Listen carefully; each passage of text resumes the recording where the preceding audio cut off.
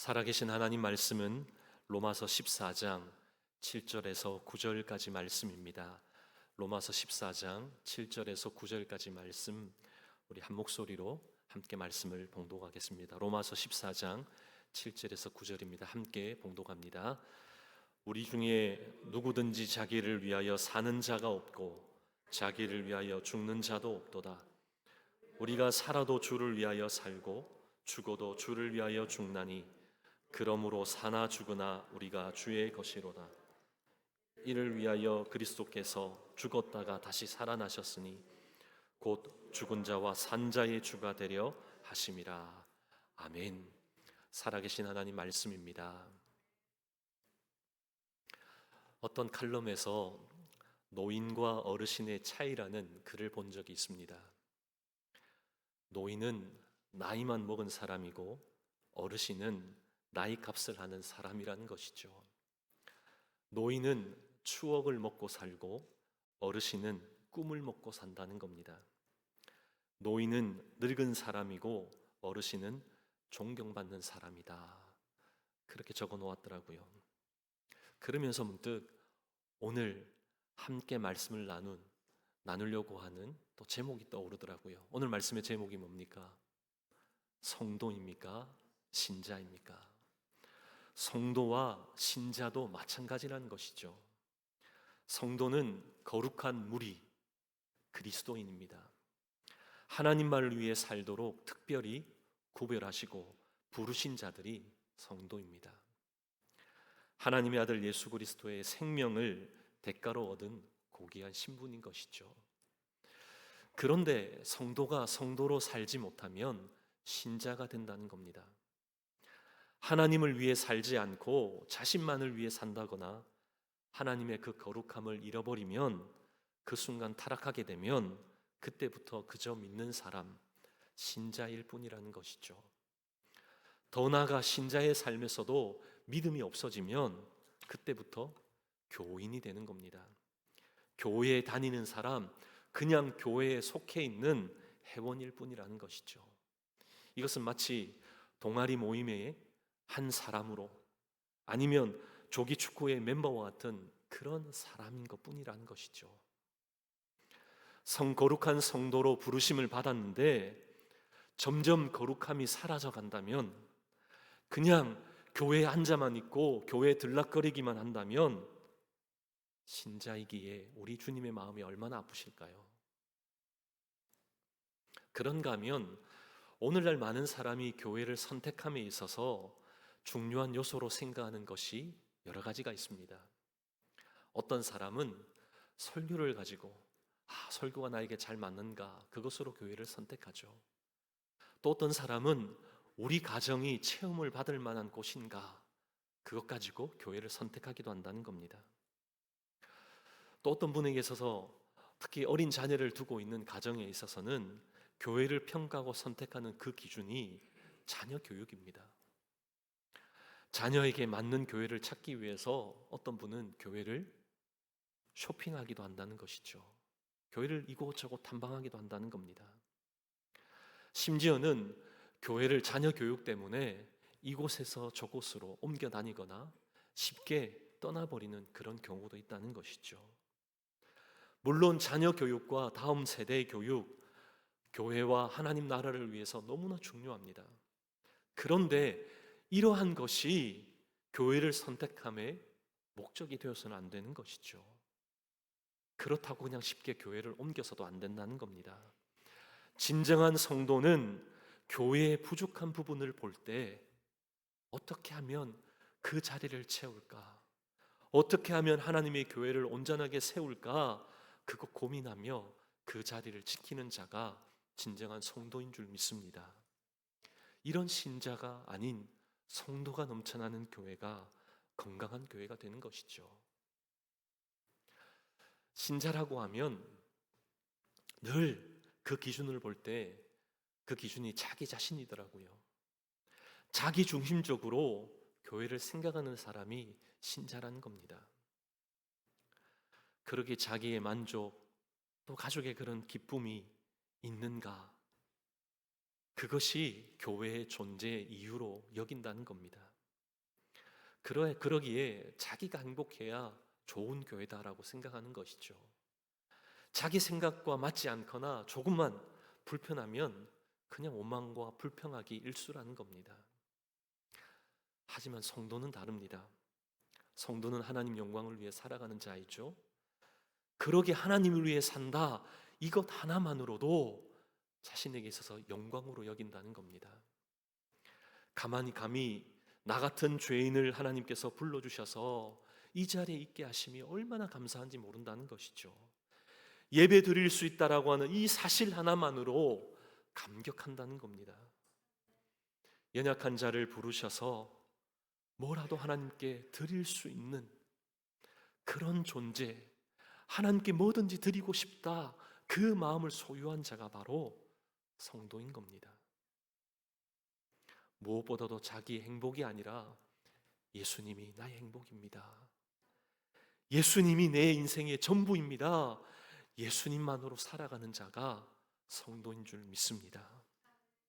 저와 여러분은 어떻습니까? 여러분은 신자입니까? 성도입니까? 우리 행복을 위해 늘 하나님은 우리를 위해 준비하고 우리에게 뭔가를 해줘야 하는 분이다, 그런 분으로 여긴다면 우리는 신자인 겁니다. 하지만 하나님을 위해 무엇을 할 수 있을까?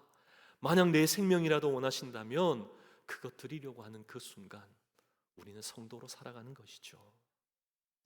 오늘 말씀을 우리가 함께 읽어보면 이 말씀 속에서 성도로서 하나님이 부르시는 그리스도인으로서 어떻게 살아가는지, 또 그와 같은 삶의 고백 속에는 어떤 고백이 있어야 하는지 우리에게 분명히 말씀합니다. 오늘 로마서 14장 8절 말씀을 다시 한번 우리 봉독하기를 원합니다. 함께 봉독합니다. 우리가 살아도 주를 위하여 살고 죽어도 주를 위하여 죽나니 그러므로 사나 죽으나 우리가 주의 것이로다. 아멘. 좀 힘차게 아멘 해보시죠. 아멘. 이 말씀을 통해서 사도 바울에 있어서 자신의 삶의 목적이 무엇인지 정확하게 말씀하고 있습니다. 목적이 무엇이죠? 살아도 주를 위하여 살고 죽어도 주를 위하여 죽는 그 삶이 자신의 삶의 목적이었다는 겁니다. 왜 그렇죠? 오늘 말씀에 보면 그 이유가 나와 있습니다. 우리가 주의 것이로다. 저와 여러분이 주의 것이기에 살아도 주를 위해 죽어도 주를 위해 그렇게 살아야 한다는 겁니다. 그런 우리가 하나님의 자녀이고 또 하나님이 부르신 그런 주님의 종으로 살아가고 있다는 것이죠. 예수님을 주인으로 그렇게 모시며 살아간다는 겁니다. 그런데 오늘 말씀과 같이 고백한 이 사도 바울, 이 바울의 그 과거의 삶의 모습은 어떠했습니까? 그는 이 땅에서 누릴 수 있는 모든 것을 다 가졌고 누렸던 사람이죠. 젊은 날 최고의 학식을 소유했던 사람입니다. 또 사람을 살리기도 하고 죽이기도 할 수 있는 그런 권력을 가지고 있는 그런 사람이었죠. 물질적으로는요 아주 풍요했습니다. 종교적으로도 어디 하나 흠잡을 데 없는 그런 사람이었습니다. 그런 바울에게 어느 날 다메섹을 가는 과중에 그 여정 중에 어떤 일이 일어납니까? 사울이 예수님을 만나잖아요. 사울이 예수님을 만남을 통해 그 이름이 무엇으로 바뀝니까? 바울로 바뀌잖아요. 예수님을 만남으로 말미암아 사울이 바울이 되었던 것이죠. 드디어 그의 인생에 자신의 인생을 온전히 맡길 만한 주인을 그때 만났던 겁니다. 그 이후로 그의 삶은 바울로 살아갔죠. 모든 것을 배설물로 여깁니다. 지금까지 추구했던 모든 것을 그냥 한순간에 내려놓습니다. 신자에서 성도로 변화된 삶을 살아가는 것이죠. 그런데 바울에게 이런 삶을 살기로 결정한다는 것 쉬웠겠습니까? 이렇게 성도로 살아간다라고 하는 결정하는 그 순간부터 어떤 일이 일어납니까? 세상의 존경도 세상의 인정도 다 사라지죠. 끊임없이 고난이 밀려오는 겁니다. 풍요도 사라지고요, 가난 속에 허덕이게 됩니다.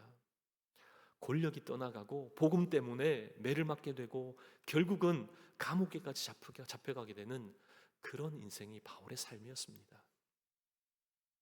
하지만 바울은 이 고난, 매를 맞음, 감옥에 잡혀가는 것, 이것이 바로 성도로의 삶으로 선택했기에 그렇게 주어진 삶이다 그렇게 여긴 것이 아니라 이것 자체도 자신의 삶으로 여겼다는 겁니다.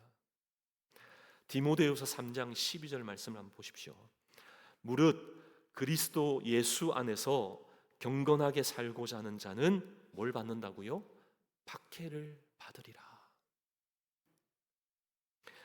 그리스도 안에서 경건하게 살고자 하면 고난을 당한다, 박해를 받는다, 사도 바울이 말씀하고 있죠. 성도답게 살려고 하면 고난이 있는 것 당연하다는 겁니다. 박해의 삶이 펼쳐진 것 당연하다는 겁니다. 그 삶을 선택하기에 주어지는 것이 아니라 그런 삶을 살아가기에 한 삶의 일부로 그런 일이 일어난다는 겁니다. 삶 속에 일어나는 일이기에 그 삶을 그냥 사도 바울은 즐겼던 것이죠. 또한 골로새서 1장 24절 말씀에서도 나는 이제 너희를 위하여 받는 괴로움을 기뻐하고 그리스도의 남은 고난을 그의 몸된 교회를 위하여 내 육체에 채우노라. 그 삶이, 고난의 삶이 자신의 삶의 일부이기에 하나님이 내게 주시는 그 삶인 줄 알고 기뻐한다는 겁니다. 그 삶을 자신의 육체에 채워나간다는 것이죠. 여러분 이해가 됩니까? 사도 바울이 온몸에 쇠사슬에 묶여 죽을 날을 기다리던 그런 바울의 삶, 감옥에 갇혀있는 그 삶, 그런데요, 그 무엇과도 바꿀 수 없고 그 무엇도 빼앗을 수 없는 그 하늘의 기쁨이 사도 바울에게 넘쳐났다는 겁니다. 하나님으로부터 내려오는 이 기쁨이 있었기에 그는 감옥 안에서도 빌립보서 4장 4절 말씀과 같이 그렇게 선포하며 외쳤던 것이죠. 빌립보 4장 4절 말씀입니다. 우리 한 목소리로 함께 봉독합니다. 주 안에서 항상 기뻐하라. 내가 다시 말하노니 기뻐하라. 아멘.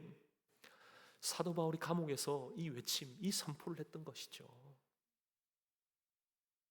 사랑하는 저와 여러분, 죽음을 기다리는 초조함 속에서 당당하게 하나님 주시는 그 기쁨 가지고 신앙의 감격을 노래하는 이 사도 바울의 그 외침이 여러분 귓전에 들리십니까? 생명을 바쳐야 하는 그 순간 고난 앞에서도 미소 지으며 하나님이 들려주시는 그 확신의 그 음성, 담대하게 외치는 그 사도 바울의 모습이 여러분 그려지십니까? 이것이 예수님을 믿는 진정한 성도의 삶인 줄 믿습니다. 근데 지금 우리는 성도의 삶이라고 하면 어떤 삶을 그려냅니까? 편안한 삶을 그리지 않습니까?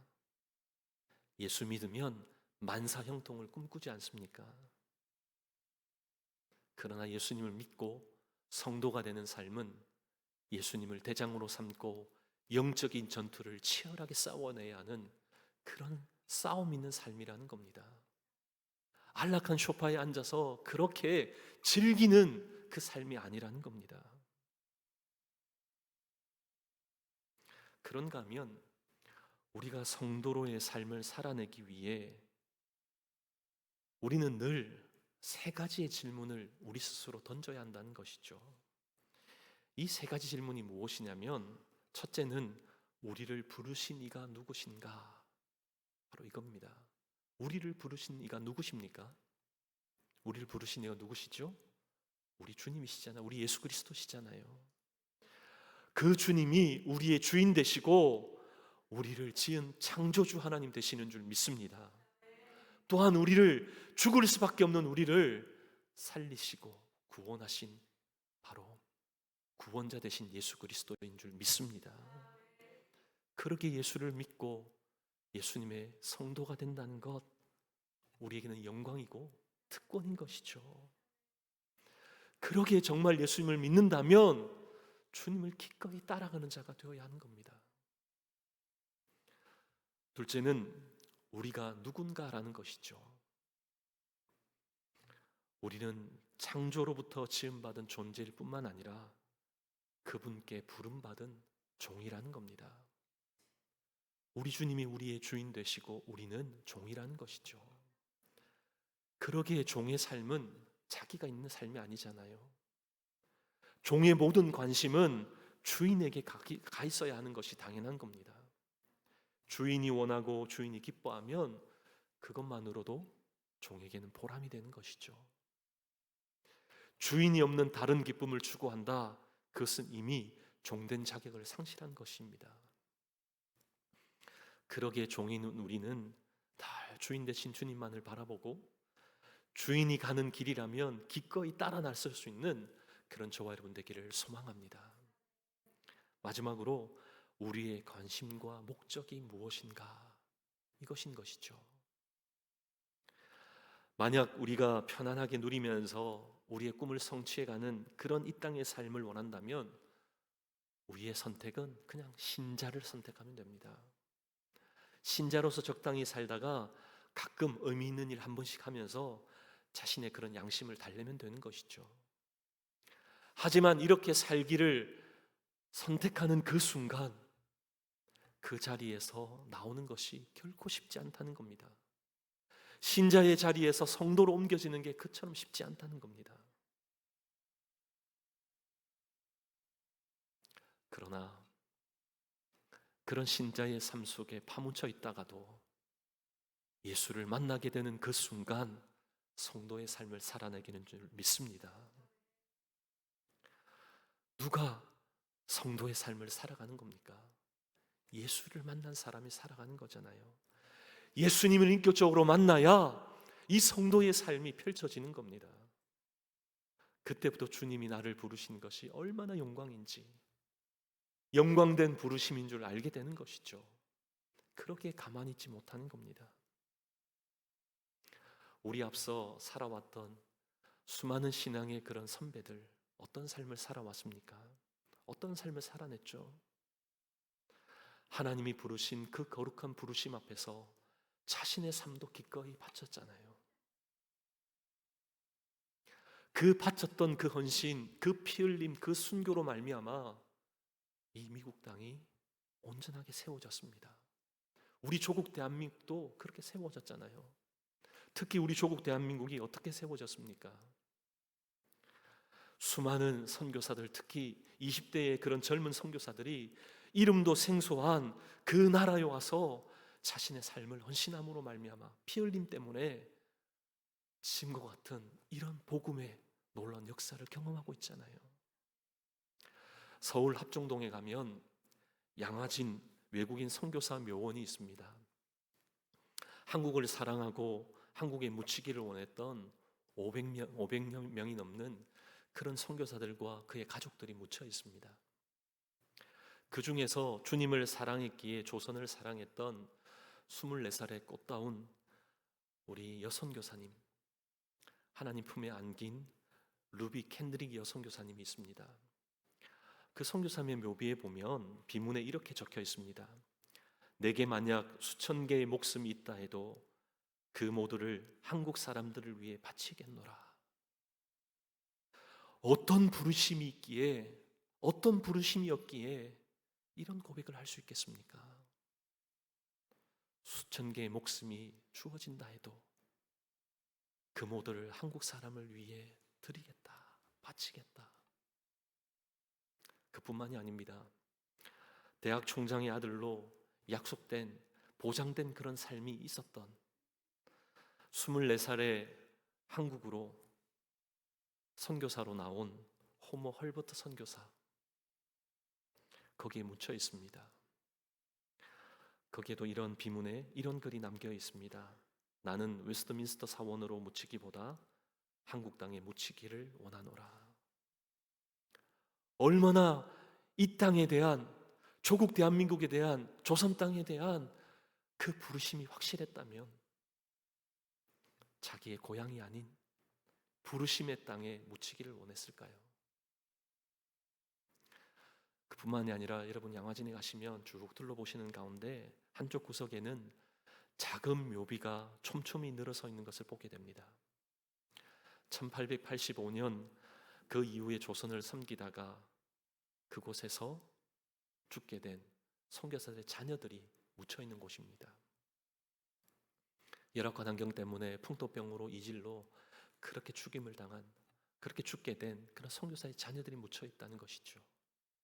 그 중에 한 묘비에 이렇게 쓰여 있습니다. 태어나서 세상의 빛을 제대로 보기도 전에 이 세상을 떠나버린 어린 아기들, 하지만 이들의 생명은 또 하나의 미랄이 되어 척박한 이 땅 곳곳에 복음의 열매가 맺혀지게 만들었도다.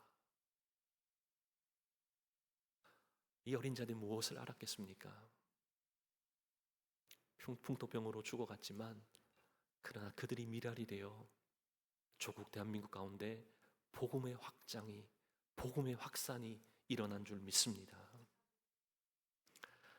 자신의 고향도 아닌 부르심의 땅에 묻히면서도 천개의 목숨이 다시금 주어진다 해도 다시금 그들을 위해 헌신하겠다라고, 드리겠다라고 하는 그 외침,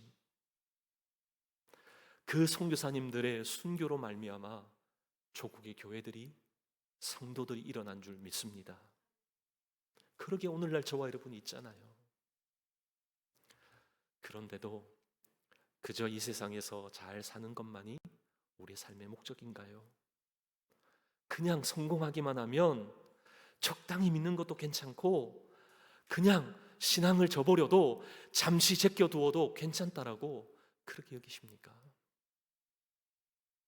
이전에 그렇게 열심히 했던 우리의 자녀들이 이제는 더 이상 주님 전 앞으로 나오지도 않고 자신의 인생의 성공의 목적이 물질과 명예에 있는 그것 쫓아서 나아가는 그 자녀들을 바라보면서도 아무런 아픔도 답답함도 느끼지 못하는 그런 부모의 세대가 되어가고 있지는 않습니까? 더 이상 그냥 그렇게 바라만 보고 있어서는 안 되는 것이죠. 더 이상 그냥 그렇게 두어서는 안 되는 겁니다. 하루라도 빨리 신자에서 성도의 자리로 옮겨와야 하는 것이죠. 하루라도 빨리 예수 그리스도를 구주로 만남으로, 인격적인 만남을 통해 성도의 삶을 살아내야 하는 것이죠. 주의 복음을 위해, 주님을 위해 우리의 삶도 우리의 생명도 드리겠노라고, 그런 선교사들의 외침과 고백처럼 우리의 고백 속에 흘러 넘쳐야 하지 않겠습니까? 그런 사모함, 간절함이 있을 때 우리 입술에도 어느덧 사도 바울의 오늘 말씀의 고백이 흘러 넘치게 하실 줄 믿습니다. 우리가 살아도 주를 위하여 살고 죽어도 주를 위하여 죽나니 그러므로 뭐라고 고백하죠? 사나 죽으나 우리가 주의 것이로다. 아멘, 할렐루야. 우리가 살아도 죽어도 주를 위해 살아가는 일평생의 삶이 되기를 간절히 소망합니다. 사랑하는 저와 여러분, 예수님 때문에 받아본 그런 고난이 언제였습니까? 복음 때문에 힘든 순간이 언제였습니까?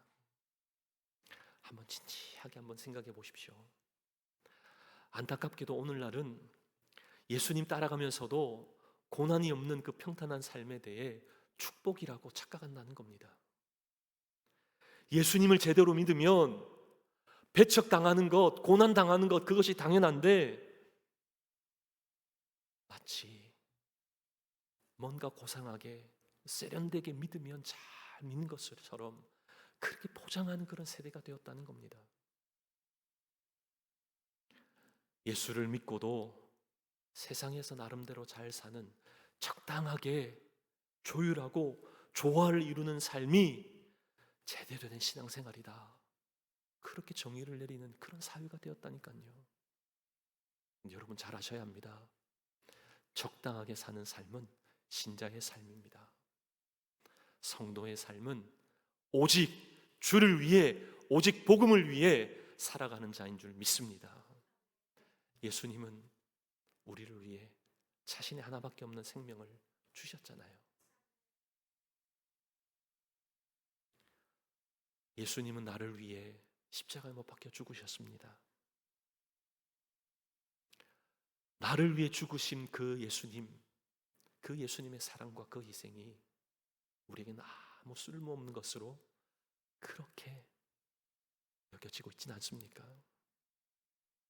그냥 적당하게 사는 것, 고상하게 늙어가는 것, 그것이 우리 인생의 목적입니까? 아니죠.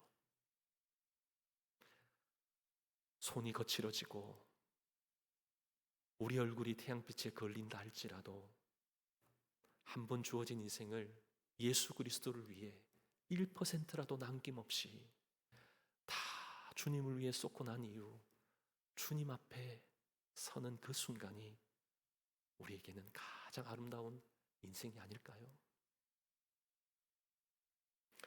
지난주 슈슨 기독교 교회연합회 총회가 있었습니다. 거기서 여러 목사님을 만났습니다.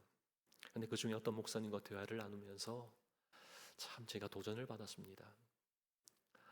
그 목사님 하시는 말씀이 자신이 주님을 만나고 난 이후 자신에게는 두 단어가 사라졌다는 겁니다. 하나는 시간이 없다라는 단어, 그리고 하나는 피곤하다는 말이 도저히 입에서 할 수 없게 되었다는 것이죠. 자기에게 주어진 시간이 자기 것이 아닌 주님이 맡기신 것인데 어떻게 자기의 시간인 양 허투루 시간을 보낼 수 있느냐. 그런 가운데 주님을 일을 하려고 할 때 정작 시간이 없다, 그렇게 말할 수 없다는 것이죠. 또 자기 몸도 자기 것이 아니라 주님의 성전이기에 자기를 위해 쓰다가 정작 주를 위해 쓰고자 할 때 피곤하다는 말을 해서는 안 된다는 겁니다. 철저히 주님을 위해 자기 시간과 몸을 드리는 그 삶이 자기에게 주어진 삶인 줄 알고 그렇게 살아간다. 언제라도 주님 원하시면 다 드릴 각오로 그렇게 살아간다. 그렇게 고백하시더라고요. 얼마나 도전받았는지 모릅니다. 왜 이런 고백을 하시는 겁니까?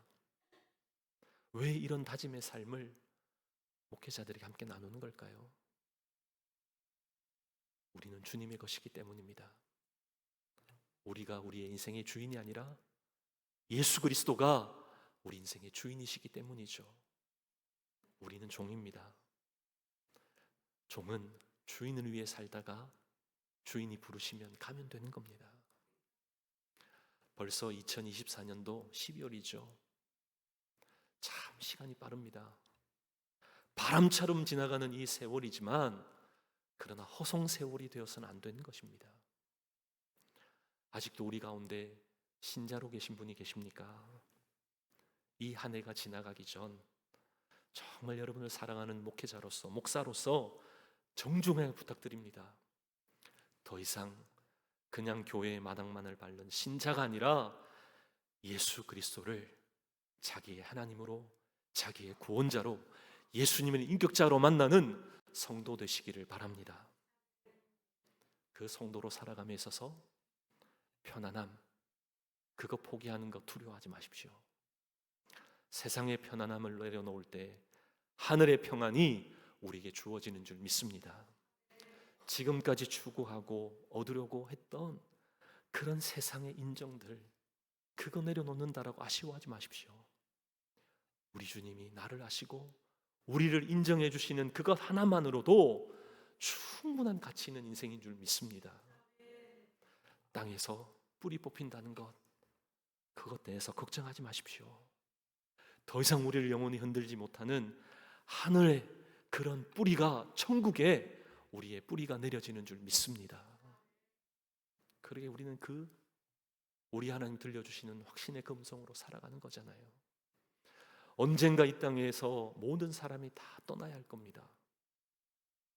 땅 위에서 우리의 영적인 싸움이 끝나는 날, 우리의 진정한 주인 되신 예수님이 부르시는 그날, 우리의 인생을 불태우다가 1%로 남김없이 다 주님께 쏟아부은 그 이후 주님 앞에 서는 날, 우리 주님이 우리에게 뭐라고 말씀하실까요? 착하고 충성된 종아, 너무나 잘 살았구나. 너무나 잘 살아냈구나. 고맙다. 우리 주님의 칭찬이 아닐까요? 이 칭찬을 듣는 그 순간 우리의 모든 기쁨은, 모든 고통은 기쁨으로 바뀌게 하실 줄 믿습니다. 더 이상 우리 눈에는 우리 아픔의 고통의 눈물이 아니라 기쁨과 감격의 눈물이 흘러넘치게 하실 줄 믿습니다. 주님이 우리를 부르시는 그날까지, 주님이 다시 오실 그날까지 사도 바울이 외쳤던 이 고백, 로마서 14장 8절 말씀이 우리의 고백되기를 소망합니다. 다시 한번 우리 이 말씀 함께 우리 봉독한 이후 말씀을 마치겠습니다. 함께 봉독합니다. 우리가 살아도 주를 위하여 살고 죽어도 주를 위하여 죽나니 그러므로 사나 죽으나 우리가 주의 것이로다.